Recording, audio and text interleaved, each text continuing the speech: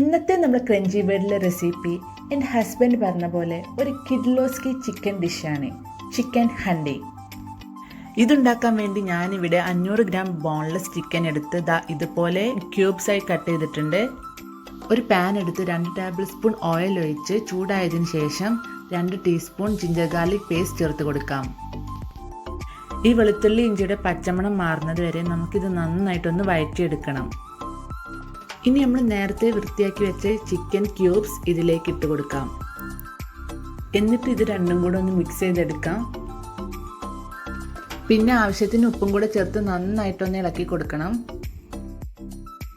ഇത് ഹൈ ഫ്ലെയിമിലിട്ട് ഒരു 3-4 മിനിറ്റ് ഒന്ന് ഫ്രൈ ചെയ്തെടുക്കാം. നമ്മുടെ ചിക്കൻ ഇതുപോലെ വൈറ്റ് കളറായിട്ട് വരും. അപ്പം നമുക്ക് ഫ്ലെയിം ഓഫ് ചെയ്ത് ഇതൊന്ന് മാറ്റി വെക്കാം. ഇനി വേറൊരു പാൻ എടുത്ത് 2 ടേബിൾ സ്പൂൺ ഓയിൽ ഒഴിക്കാം. എന്നിട്ടൊരു 3/4 ടീസ്പൂണോളം നല്ല ജീരകം ചേർത്ത് കൊടുക്കാം, അതായത് നമ്മളെ ചെറിയ ജീരകം. എന്നിട്ട് നന്നായിട്ടൊന്ന് ഇളക്കി കൊടുക്കാം. അതിനുശേഷം ഒരു വലിയ ഉള്ളി ചെറുതായി അരിഞ്ഞത് ചേർത്ത് കൊടുക്കാം. ഇനി ഈ ഉള്ളി ഒന്ന് വഴറ്റിയെടുക്കണം. ഇപ്പം നമ്മുടെ ഉള്ളി ഏകദേശം റെഡി ആയിട്ടുണ്ട്. ഇനി നമുക്ക് ചെറുതായി അരിഞ്ഞ 2 വലിയ തക്കാളിയും കൂടെ ചേർത്ത് കൊടുക്കാം. എന്നിട്ട് ഈ തക്കാളി ഉള്ളിയും കൂടെ നന്നായിട്ടൊന്ന് മിക്സ് ചെയ്യാം. ഇനി ഈ തക്കാളി നന്നായി സോഫ്റ്റായി വരണം. അപ്പോൾ നമുക്കിതൊന്ന് അടച്ചു വെക്കാം.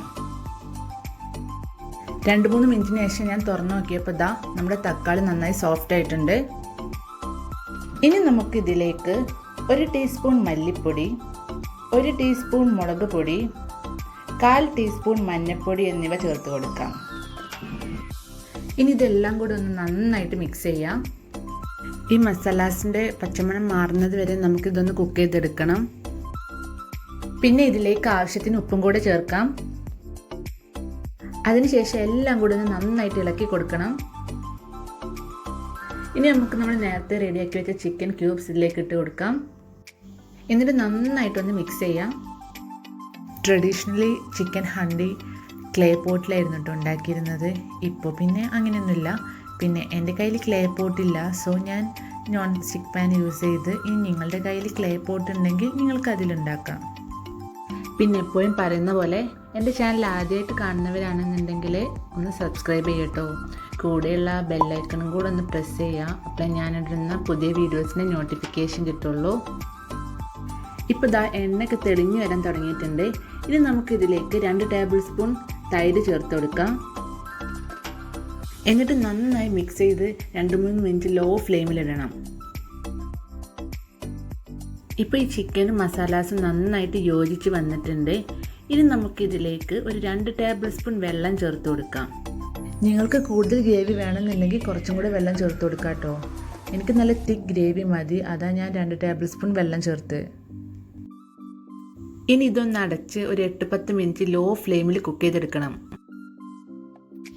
8 മിനിറ്റിന് ശേഷം ഞാനൊന്ന് തുറന്നു നോക്കി. ഇപ്പോൾ കണ്ടില്ലേ, നമ്മൾ ഓയിൽ നന്നായി സെപ്പറേറ്റ് ആയി വന്നിട്ടുണ്ട്. ഇനി നമുക്കിതൊന്ന് ഇളക്കി നോക്കാം.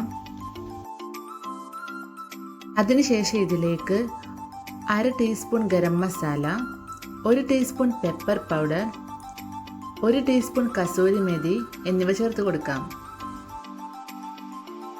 എന്നിട്ട് ഇതെല്ലാം കൂടെ ഒന്ന് നന്നായിട്ട് മിക്സാക്കി കൊടുക്കണം.